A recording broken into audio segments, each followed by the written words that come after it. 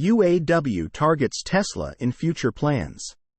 The United Auto Workers UAW has successfully agreed on tentative contracts with Ford, General Motors GM and Stellantis after over 6 weeks of strikes. However, the union's president now says that the next round of contract negotiations will include more than just the Big Three, highlighting desires to unionize other automakers like Tesla, Toyota, Volkswagen and others. UAW President Shawn Fain said on Sunday that the next round of bargaining, set for 2028 when contracts expire again, will include more than just the Big Three, instead including a Big Five or Big Six, as detailed in a report from Bloomberg.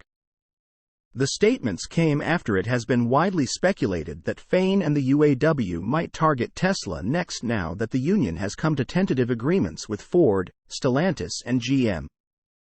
One of our biggest goals coming out of this historic contract victory is to organize like we've never organized before, Fain said. When we return to the bargaining table in 2028, it won't just be with a Big Three, but with a Big Five or Big Six. Earlier this month, Fain also called workers at Tesla, Toyota, Honda and others UAW members of the future, highlighting his ambitions to boost membership to include the automakers. UAW President: Tesla workers are union members of the future. Tesla and other automakers, such as Toyota and Volkswagen, have U.S. facilities, though the UAW does not represent workers at those sites.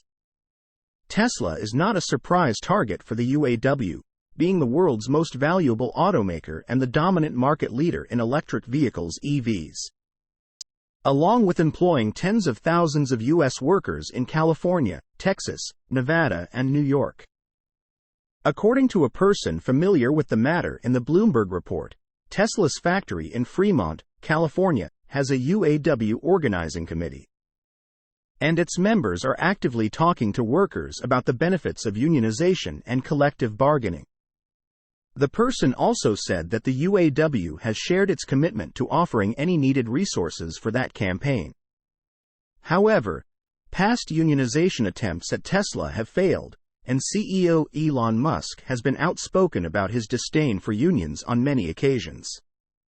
Last year, Musk invited the UAW to hold a vote at its Fremont factory, though it never took place. A union is just another corporation. Labor efforts in other industries show that the landscape has changed since one Tesla worker at the Fremont factory went public, with attempts to have the UAW unionize the plant in 2017. At the time, Musk also opposed the attempt, calling the union drive morally outrageous, and the campaign faded away after a few years. The UAW would love to get into Tesla, but I don't think they have a chance, said former Fremont employee Mark Eberly, who worked on a UAW drive at Tesla prior to his departure in 2020. Others who previously worked at Tesla told Bloomberg that corruption scandals at the UAW and the switch to become a non-union factory when the automaker purchased the plant in 2010 were both viewed as liabilities to a unionization effort.